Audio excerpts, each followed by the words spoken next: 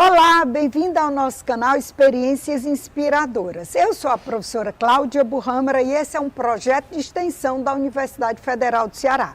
O nosso objetivo é inspirar vocês a partir das experiências dos nossos ex-alunos. E hoje eu tenho aqui o Gabriel Bonadis, formado em administração em 2015. E o Gabriel tem uma longa história na área de mídias digitais. E ele é o cara que vai dar umas dicas boas aqui para vocês. O Gabriel já empresariou grandes youtubers, instagramers, que, como ele mesmo diz, passaram de 18 mil para 1 milhão de seguidores. E a gente vai trocar essas experiências para inspirar vocês. Gabriel, obrigada pela sua presença, por abrir essa agenda, né? Que complicação, né? Mas deu certo. Deu certo. Muito feliz de estar aqui, muito feliz de estar na reitoria, muito feliz do UFC. Como você falou, né? Eu tenho uma longa trajetória aqui, eu tenho medo, toda vez que eu passo aqui, eu vou voltar, vou ficar e não saio. Né? Eu gosto muito daqui. Que bacana, esse ambiente realmente é assim, a gente quando volta se sente em casa, né, Gabriel? Com certeza, eu me sinto em casa e eu sinto que eu estou revendo. Sabe quando a gente vai na casa dos tios, dos primos, eu falo, cadê o pessoal? Legal. E aí aqui no caso os tios e primos são professores, servidores, que os alunos eles estão sempre rotacionando, mas esse pessoal fica e para mim é parte da família. Que bacana, Gabriel, muito bom. Vamos começar me contando a sua vida acadêmica, né? Você fez administração, você teve uma vida muito ativa na universidade. Sim. Compartilha um pouco com a gente. Professora, quando eu entrei aqui, eu tive assim um dos grandes mestres na minha vida, você conhece, o professor Augusto Cabral. Querido. Ele muito rígido e uma das coisas que ele falou assim, ele falou, vocês entendam que vocês não estão numa sala, vocês estão num corredor, planejem a sua passada por aqui pensando onde vocês vão sair. E aquilo me marcou de uma maneira muito grande.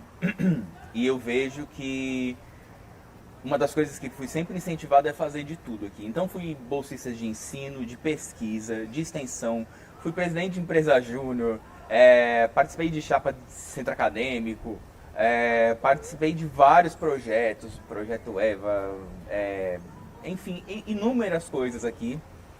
E eu vivi realmente a universidade. O que era o Projeto EVA? O Projeto EVA era do engajamento de na vida acadêmica.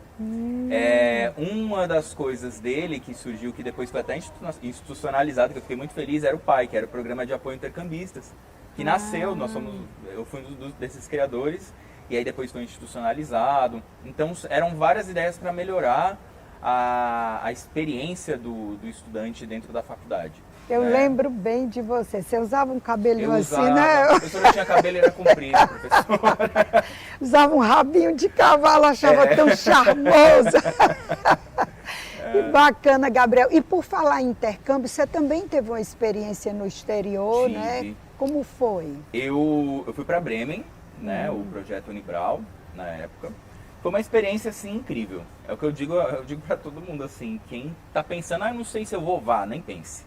Vá, se você tiver oportunidade, e se você não tiver oportunidade e quiser, vá atrás para criar a sua oportunidade, porque é o life changing, né? Você vai lá, você conhece um mundo.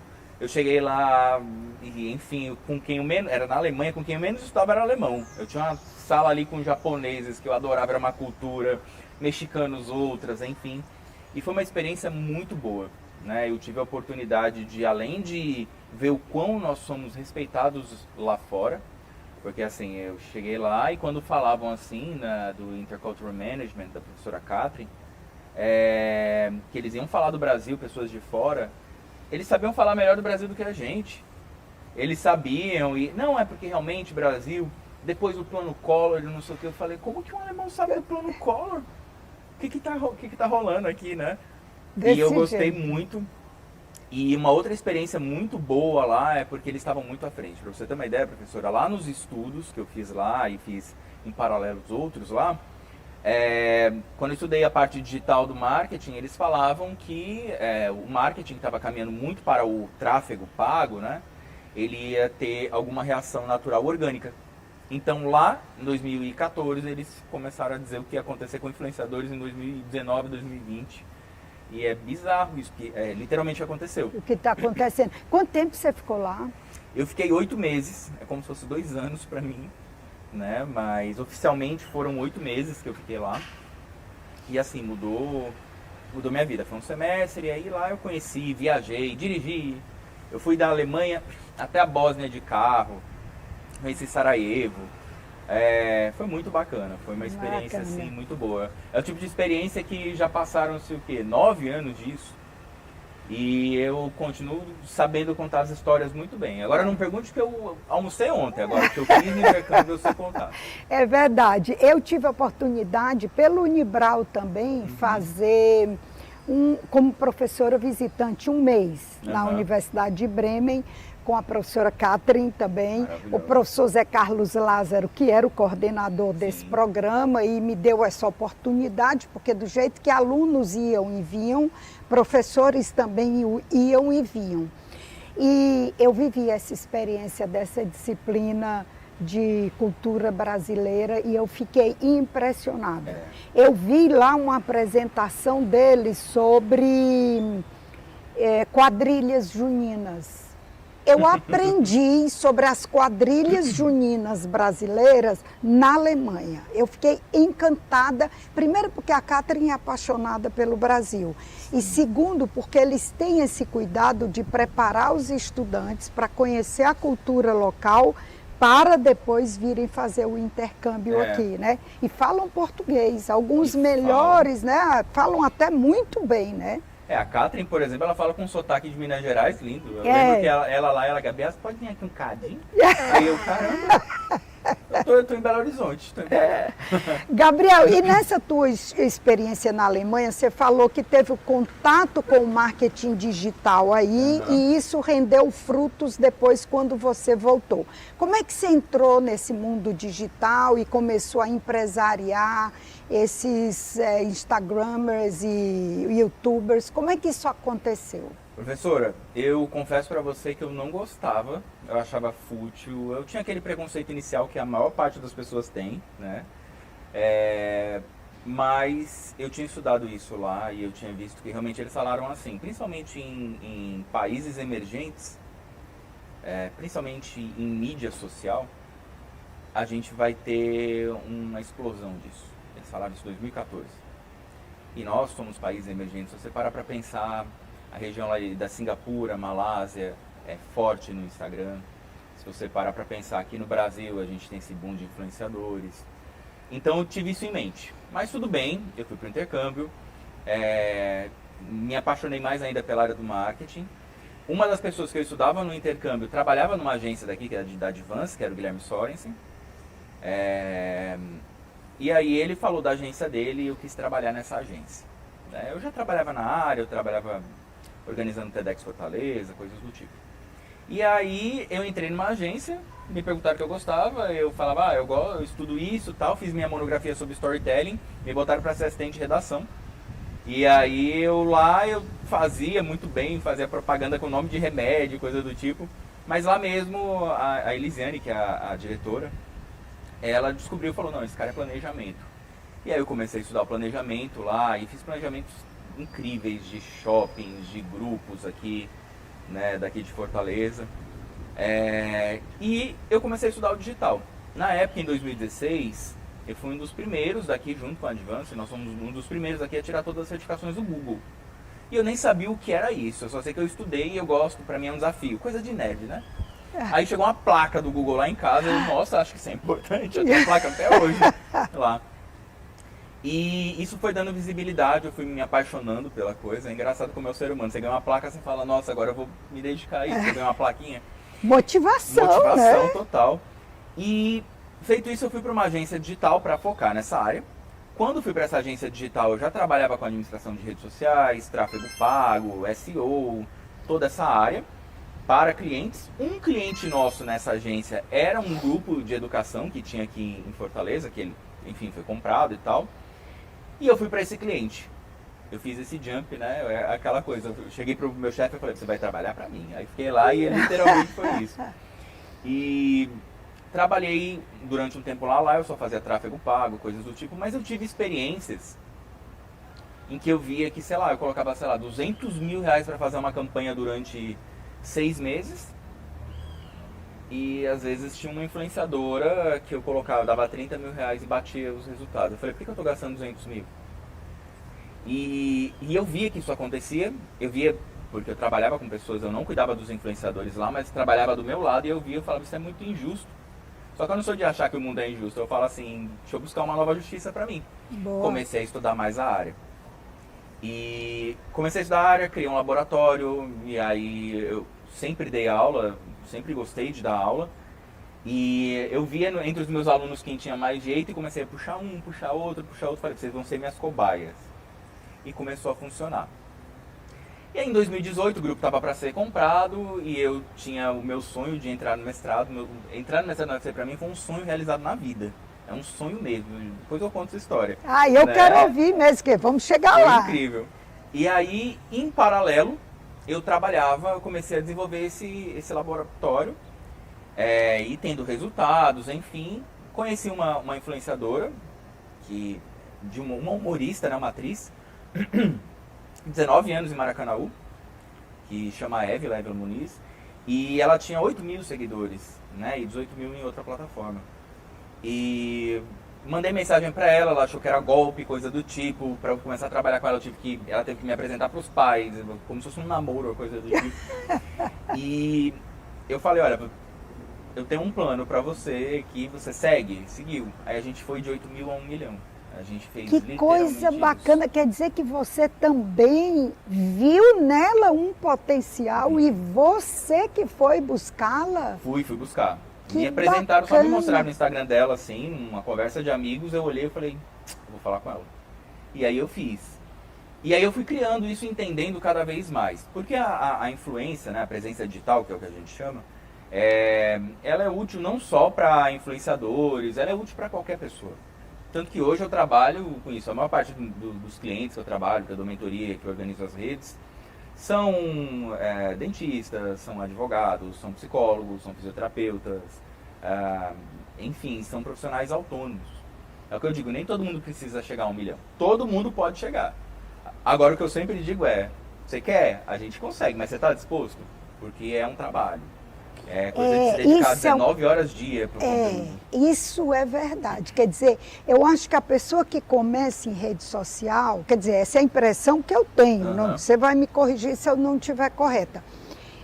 Ela começa como algo a mais, né? Ela que é um free que ela vai fazer ali, ela tem o trabalho fixo, mas ela também mexe com rede social. Em pouco tempo aquilo tem que virar o principal da vida dela. Porque senão não dá conta. Como é essa exigência do full time para trabalhar como um negócio de rede? Professora, assim, se você quiser viver só do conteúdo mesmo, por exemplo, ela era humorista, ela não tinha outro trabalho, ela tinha só isso. Então, realmente, você tem que dedicar um 9 to 5, né? Tem que ser assim. E às vezes até mais. Tem que fazer hora extra, tem que ir para evento, coisas do tipo. Mas, se você tem um negócio em paralelo e você quer usar aquilo para impulsionar, então você consegue equilibrar.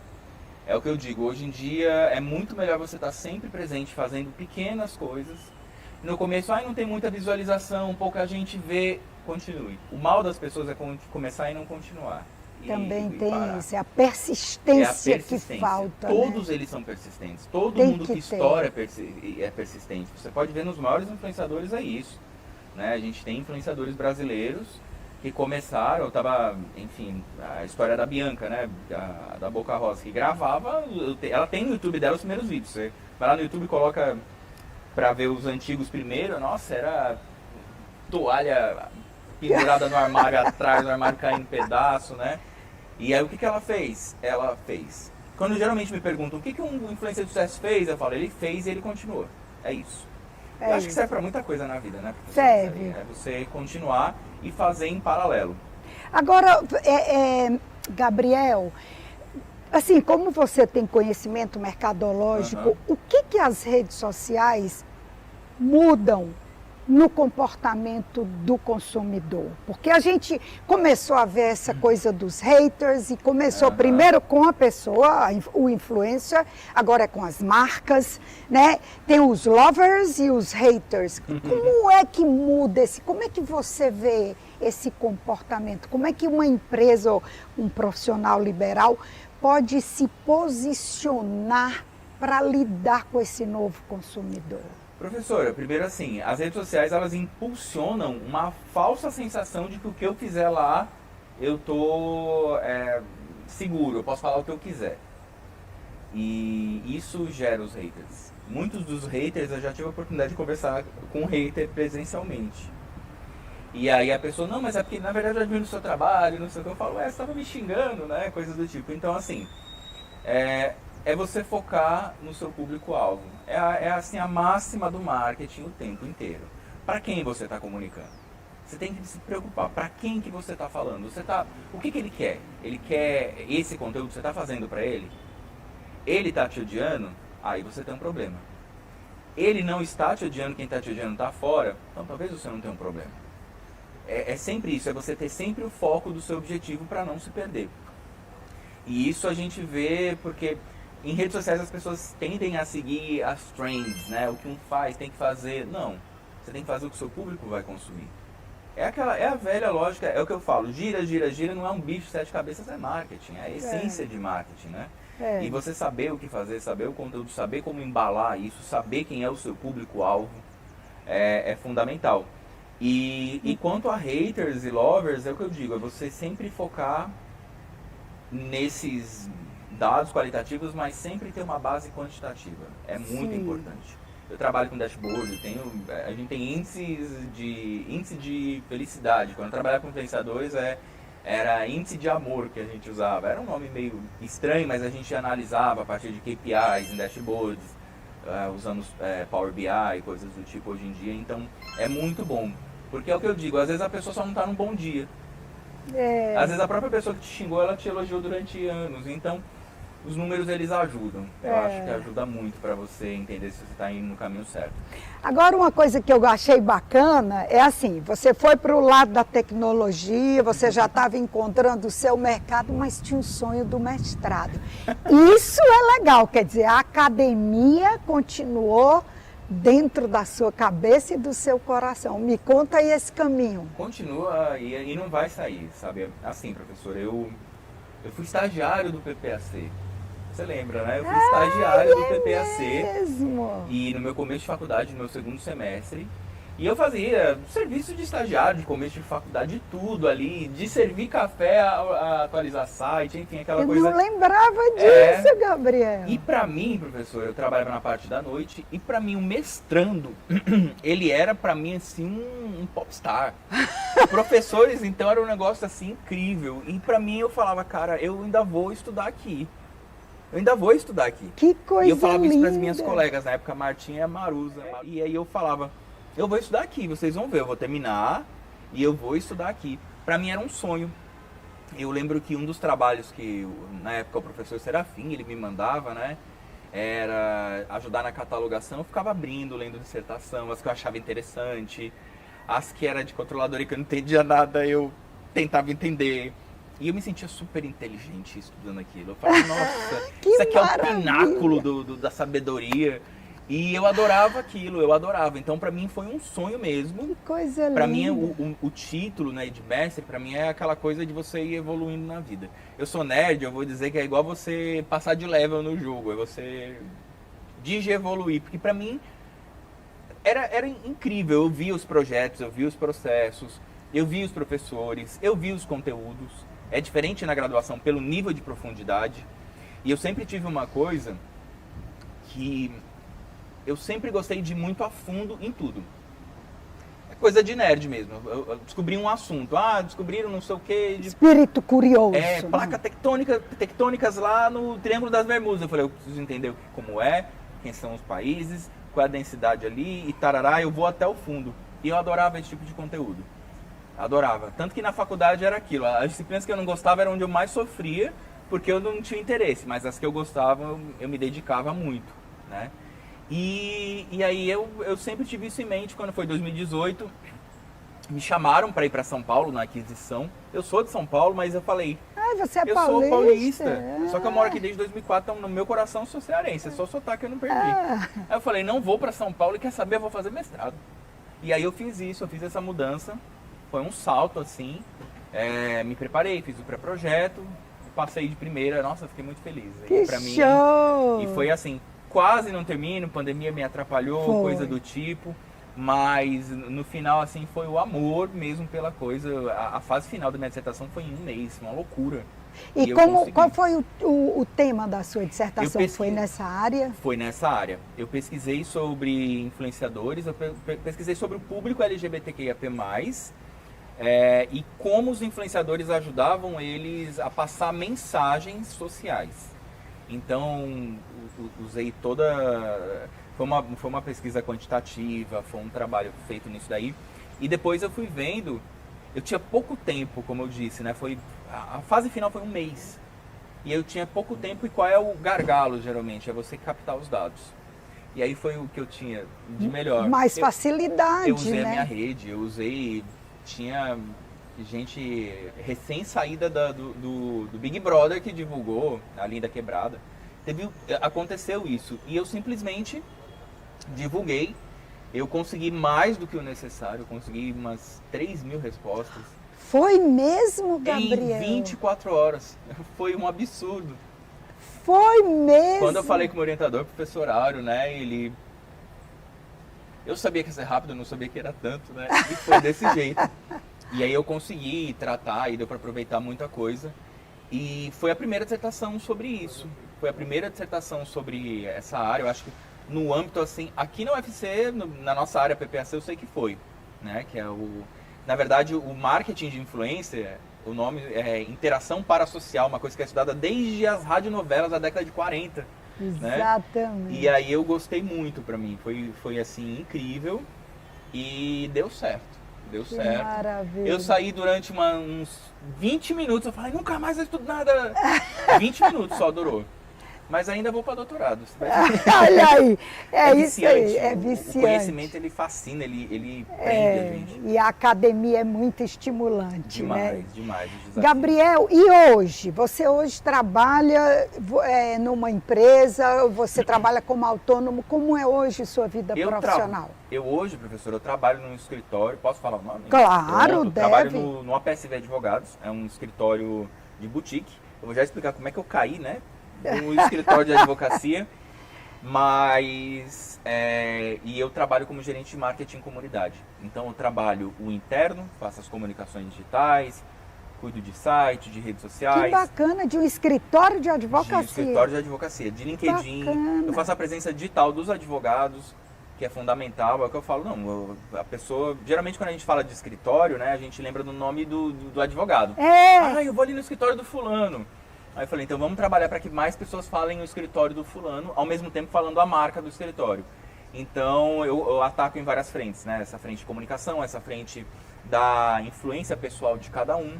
E também trabalho para fora com o escritório, né? Participando de associações.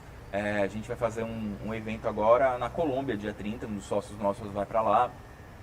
E a gente organiza, a gente dá todo o suporte. E foi uma loucura. E como foi que você chegou lá? Professor, histórias. Basicamente assim, quando eu trabalhava com influenciadores, eu fui um tempo empresário, estava fazendo um evento, eu estava lançando um resort em João Pessoa, e eu tinha essa influenciadora que tinha 1 milhão de seguidores, e aí uma menina seguia ela, né, uma moça, ela seguia e ela me mandou mensagem, eu não vi porque eu recebia 300 mensagens por dia. Só que ela começou a falar comigo, eu aceitei, mas nem vi nem nada. Quando voltei para Fortaleza, uma vez estava num Uber, estava tocando rock, eu sou apaixonado por rock. E aí eu falei, olha, música boa no Uber, e fiz o story. Ela reagiu ao meu story, a gente começou a conversar, virou o amor da minha vida. Descobri que ela é minha vizinha, ela mora a 300 metros de mim. E ela teve o primeiro contato comigo quando eu estava em João Pessoa, no resort. O amor da sua vida, literalmente. Vocês estão namorando. Literalmente. E casou da ideia dela ser advogada. E ela tinha a ideia, ainda não trabalhava no PSV, mas ela tinha a intenção de trabalhar lá. E ela me falava sempre desse escritório como muito inovador, que organizava hackathon, que trabalhava junto com os hubs, trabalhava junto com programas do governo de inovação e tarará, tarará. Eu falei, caramba, é o tipo de coisa que eu gosto. E aí abriu vaga pra lá, eu mandei meu currículo. Ela ainda nem tinha entrado, né? Então nem teve aquela coisa de foi. Ela mexeu os pauzinhos. Lógico que ela me indicou. E quando eu fui lá e eu conversei, foi muito bom mesmo, porque deu pra ver, professor, uma coisa que a gente às vezes esquece, né? É o respeito pela nossa área de marketing. Porque geralmente quando a gente está dentro da nossa ciência social aplicada, administração, tudo, existem várias áreas. E geralmente a gente tende a jogar os olhos só para as coisas mais complicadas. Uhum. Finanças, essas coisas assim, né? Tudo é muito importante, tudo. E o marketing, principalmente para uma área que é totalmente oposta, porque advogado não sabe fazer isso, né? A gente está trabalhando. O respeito que eles têm pelo que a gente faz, o respeito por pessoas da nossa espécie, é incrível. E aí deu certo, deu match com a empresa. Deu match com a empresa, deu match com a seguidora. Essas redes sociais lhe deram tudo de bom na vida. Sim, foi muito bom. Que e aí eu comecei bacana. a trabalhar isso e estudar isso, já completei um ano lá. Eu fui o primeiro no setor. Hoje eu tenho um setor, eu tenho pessoas que trabalham comigo, né? Mas o setor nem existia, o cargo não existia, né? Gerente de marketing de comunidade. Ainda nem era esse o nome, era Community Manager, só que a gente foi trabalhando isso. E aí eu estou me especializando muito nisso. Hoje eu trabalho muito com marketing jurídico, eu estou dando assessoria, conversei ontem mesmo, né, com o presidente de comissão da OAB, que eu já estou trabalhando junto com ele, já estou fazendo cursos na área e me apaixonando cada vez mais por isso. Mas se for tirar toda a aplicação e olhar só a essência, é marketing. É marketing, é Kotler, é tudo que a gente viu. Eu vi inclusive com você, professora. Foi o começo de tudo. Foi o começo de... Ai, eu fico tão feliz, Gabriel, quando a gente vê, sabe, que isso é o maior, assim, retorno que um professor pode ter. Assim, às vezes eu fico ouvindo você falar, eu me esqueço até o que é que eu tenho que perguntar. Porque eu fico assim, olha, meu Deus, eles crescem. Eles crescem. Meu Deus, como ele cresceu. Que coisa boa, Gabriel. Tenho muita alegria de ouvir suas histórias, assim. Existem pessoas que se destacam, né? E você era uma dessas pessoas que na graduação já se destacava, né? E é muito bacana ver que você encontrou o seu caminho com algo que você gosta de fazer. Né? Quando você fala, brilha o olhar, né? Porque assim, oportunidades não faltam, né? Uhum. Mas você trabalhar com o que você se identifica é uma bênção, né? Com certeza, professor. Eu acho que tem isso, tem também aquilo de estar aberto para as oportunidades, é que eu falei. Meu pai era advogado, o sonho dele era que eu fosse advogado. E você está trabalhando eu trabalho no só na advocacia, né? Foi o máximo que eu cheguei, próximo disso, gosto. Só que eu sou curioso, não descarto a ideia de um dia fazer direito lá na frente, né? Para pelo menos entender algumas coisas, assim. Que bacana. Bom, professora, e assim, quando eu falo você falou assim da família, que se a UFC fosse assim uma família com vários filhos, né? Eu posso dizer que eu sou aquele filho, não sou mais dedicado, não sou aquele filho, esse menino é bom, esse menino é bom, mas eu sou aquele filho que mais ama. Eu sou, enfim, quando eu estudei, eu cheguei a reprovar, eu cheguei a pensar em abandonar, um monte de coisa, enfim, tive todas as crises. Eu era o adolescente, assim, grunge dos anos 80, era eu, esse filho. Mas ninguém pode dizer o que eu não amava aqui. E muito do amor ajudou a terminar, ajudou a querer cada vez mais, me ajuda a me sentir muito bem aqui, né? E é isso, eu acho que todo mundo que passa pela UFC, que passou pela UFC, tem que entender o que é isso. Se você dá uma nova abordagem, ao invés de só focar em eu vou para a faculdade. Hoje em dia a gente vê muito jovem, eu vou para a faculdade, não sei o que, você vai para a faculdade, meu querido. Se você parar para pensar, 2 gerações para trás, isso aí era um sonho que você tem aí extremamente fácil. E a UFC, ela me ajudou, assim, mudou minha vida. Mudou totalmente a minha vida. Hoje eu não sei o que eu seria se eu não tivesse entrado aqui. Bacana. Não sei, não faço a menor ideia. Você sabe, mas quando eu te chamei, eu pensei nisso mesmo, assim. Eu queria, assim, esse é um momento em que eu quero pessoas que inspirem mesmo, né? E eu acho que sair desse padrão faz parte também, sabe? Porque nem todo mundo que está nos assistindo é aquele aluno que nunca reprovou, nem todo mundo que está nos assistindo é aquele padrão de filho ideal, é isso, sabe? É o cara que ralou, que trabalhou, que perdeu disciplina, mas que não desistiu, inclusive no mestrado. Sim. Né? Eu era orientadora do Gabriel. Fiz ela passar muita raiva. Mas é engraçado, Gabriel, sabe uma coisa que eu nunca te falei? No dia que eu cheguei à conclusão que era melhor você mudar de orientador, eu pensei muito mais em você do que em mim, porque eu sabia, Gabriel, que eu não tinha condição de entender a velocidade do seu raciocínio. É tão engraçado isso. A gente conversava, tá certo. Aí, de repente, mudava de ideia, aí começava tudo de novo. Aí chegou uma hora que eu disse, gente, se eu insistir, o Gabriel não vai concluir esse mestrado. Você sabe, é um ato assim de abrir mão. Aí eu conversei com a Mônica, a coordenadora, aí eu disse, Mônica, ajuda o Gabriel. Porque assim, eu não estou conseguindo ajudar. Porque eu sei que você é muito, sabe assim, rápido e você tem sempre um pensamento à frente. Só que isso às vezes dispersa um pouco, né? Você está aqui, aí de repente você já está pensando, é quase um TDAH, né? É praticamente isso. E aí eu digo, tem alguma coisa que eu tenho que fazer para poder ajudar. E foi exatamente por amor a você que eu disse, Mônica, ajuda aí o Gabriel. Obrigado.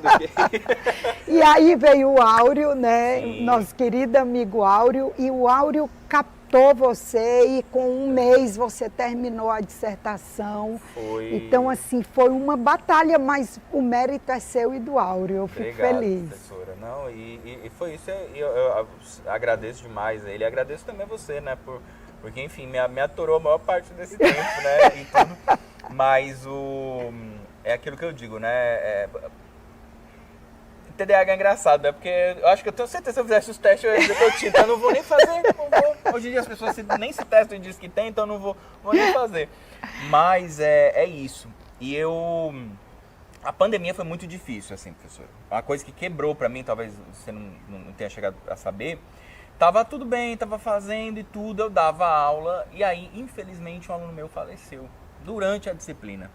Menino novo, acho que ele tinha 21 anos.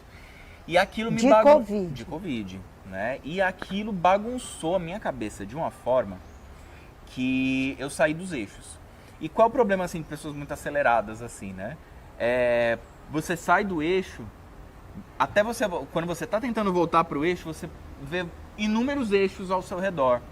E aí eu estava bastante assim, né? Tanto que eu precisei de um tempo máximo. Também agradeço, né? O pessoal do PPAC foi super atencioso na época da pandemia. Não só a PRPPG, né? Também todo mundo aqui deu os prazos a mais, entendeu as dificuldades, né? E foi isso. Mas foi até bom, porque assim, até quanto à temática, no momento em que eu fiz, ela era uma temática que estava muito em voga, né? Eu trabalhei com o público LGBTQIAP+, porque era um público, por exemplo, essa influenciadora que chegou a 1 milhão, ela era uma influenciadora lésbica. E eu tinha muito contato com esse pessoal. E tinha acabado de acontecer coisas no Big Brother, tinha acabado de acontecer eventos, coisas do tipo, então tudo culminou para aquilo. Eu tinha acabado de participar da famigerada farofa da GK, que eu ajudei na organização. Você participou? Como organização, na parte de organização. Foi, você organizou aquilo. Pelo backstage, eu não estava na bagunça. Não.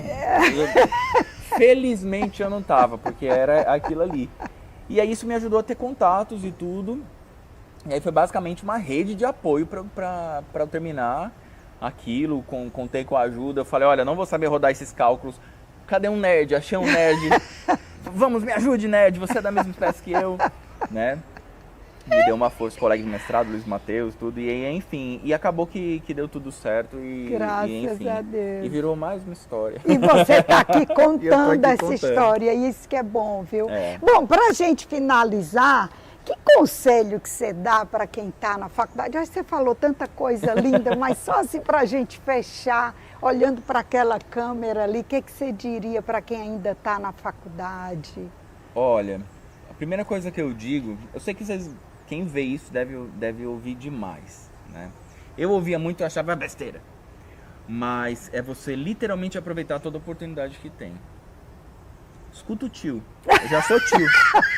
É sério, quando você tiver habilidade você vai entender. Escuta o tio, porque esse momento que existe na faculdade, tudo culmina para isso. Então assim, você vai ter dificuldades, né? Todo estudante brasileiro tem dificuldade, beleza, mas tenta ver o que você pode aproveitar disso. Tenta enxergar diferente, tenta encontrar o você no meio de tudo. Como a professora falou, eu era um metaleiro cabeludo que entrou na FEAC. Na administração, trabalha com os professores mais rígidos e ortodoxos, o professor Augusto Cabral, e funcionou demais. Um mestre da minha vida. E foi seu orientador de monografia, foi meu orientador, inclusive. Me ajudou muito, né? E... ele me ajudou no começo, mas eu fiz com o Hugo. E ele estava na banca. Ele estava na banca. Comigo. Ele fez questão de participar. A banca tinha 3 marketing, ele falou, eu vou. Foi quadro para minha banca. O Hugo, professor Hugo Acosta, foi seu orientador. Foi. É mesmo. Mas o professor Augusto me ajudou muito. Ele estava na banca comigo. Tava na banca. E enfim, é isso, né? E era o que eu gostava de fazer. E às vezes quando a gente gosta de uma coisa meio diferente das outras, nosso trabalho pode parecer que vai ser mais difícil. Falam assim, quando eu penso vou nadar contra a maré, não vai. Eu penso assim, é só pensar, eu não surfo, tá? Mas é só pensar na lógica do surf. Se a maré tá contra, você põe a prancha pra lá e vai.